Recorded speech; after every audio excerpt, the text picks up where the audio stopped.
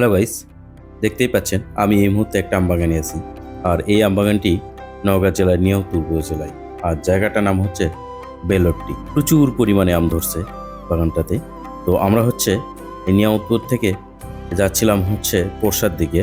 পোরশায় যাব এবং সেই সাথে যাব সাপাহারে। তো যাওয়ার সময় রাস্তার পাশে এই বেলট্টিতে এই আমবাগানটি দেখতে পাই, অনেক ভালো লাগলো।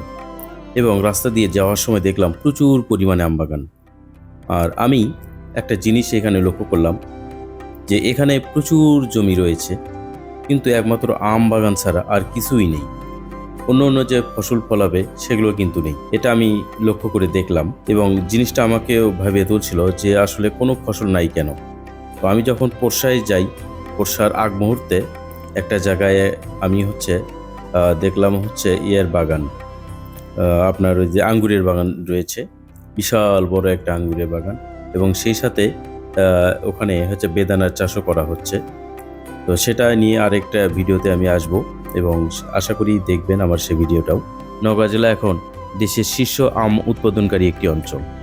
এই জেলার প্রতিটি উপজেলায় কম বা বেশি আম উৎপাদন হয়, তবে সবগুলো উপজেলার মধ্যে সাপাহার, পোরশা এবং পত্নীতলায় সবচাইতে বেশি পরিমাণে আম চাষ হয়। গাইস, এই অঞ্চলের আম সুস্বাদু এবং বিষমুক্ত হওয়ায় বিভিন্ন দেশে এই আম রপ্তানি করা হয়। এই অঞ্চলে বিভিন্ন প্রজাতি আমের ফলন হয় এবং এর মধ্যে আম্রপালি, হিমসাগর, ল্যাংড়া, ফজলি, কাটিমন অন্যতম।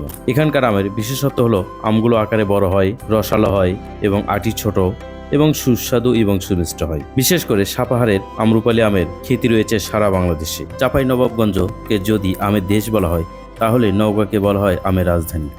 আর আমের রাজধানী কেন বলা হবে না, দেখতেই পাচ্ছেন একটা ছোট ছোট গাছে কত কত পরিমাণ আম ধরে আছে। প্রতিটা গাছে প্রচুর পরিমাণে আম ধরে আছে। যদিও আমি এই আমের জাতের নামটা জানি না, তবে দেখতেই পাচ্ছেন আমগুলো বড় বড় হচ্ছে এখনো, কিন্তু আমগুলো পরিপক্ক হয়নি এখনো। আমিও কিন্তু আমের মৌসুমের আগে গিয়েছিলাম, যদিও কয়েকদিন আগে ভিডিওটি করা।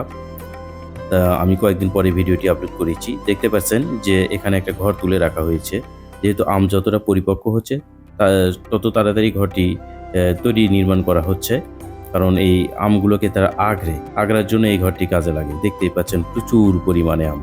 তো গাইস, আমি এখানে কিন্তু একটা বিষয় লক্ষ্য করছি যে এখানে আম ব্যতীত অন্য কোনো ফসল ফলায় না এখানকার মানুষজন। শুধু আম আর আম, বিঘায় বিঘায় আম, বিঘায় বিঘায় আম, শুধু আম আর আম। কেন আমের রাজধানী বলা হবে না এই নওগাঁকে? গাইস, এ জেলায় প্রতি বছর প্রায় 300 কোটি টাকার আম বেচা কিনা হয়। আর এই বছর এই নওগাঁ জেলায় প্রায় 18,587 হেক্টর জমিতে আম চাষ করা হয়েছে। শুধু আম আর আম, মানে আম ছাড়া কিছু নাই। মানে যে গাছের কাছে যাচ্ছি সেই গাছেই প্রচুর পরিমাণে আম ধরে আছে।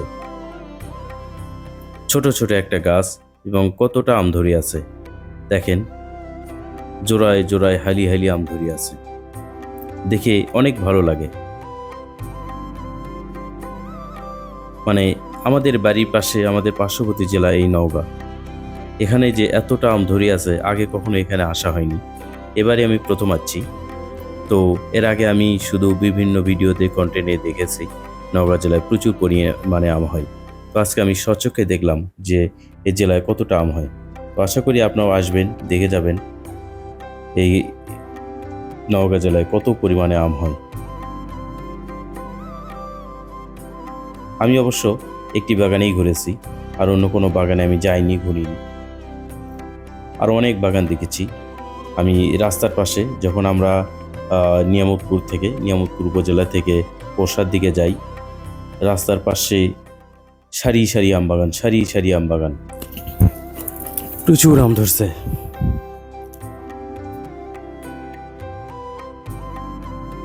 বিশাল একটা আম বাগান।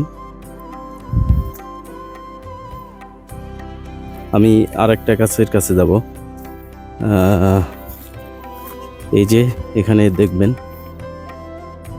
এই ঝাড়টাতে দেখবেন প্রচুর আম ধরে আছে। এই আমগুলো কিন্তু এখনো পরিপক্ক হয়নি, আরো বড় সাইজ হবে এগুলো।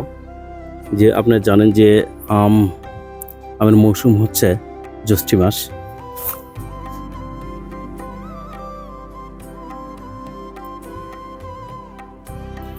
কত আম ধরছে, শুধু এই গাছটাতে দেখেন আম নাই। এটা হচ্ছে সম্পূর্ণ আম নষ্ট হয়ে গেছে। এই যে এখানে দেখেন কত আম, কত আম, প্রচুর আম ধরছে রে।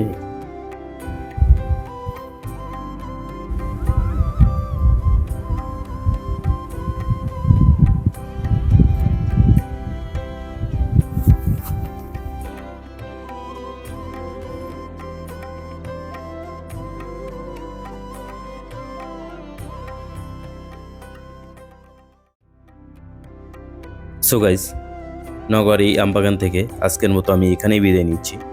আপনাদের সাথে আবার দেখা হবে আরও নতুন কোনো ভিডিওতে। সে পর্যন্ত সবাই ভালো থাকবেন। আল্লাহ হাফেজ।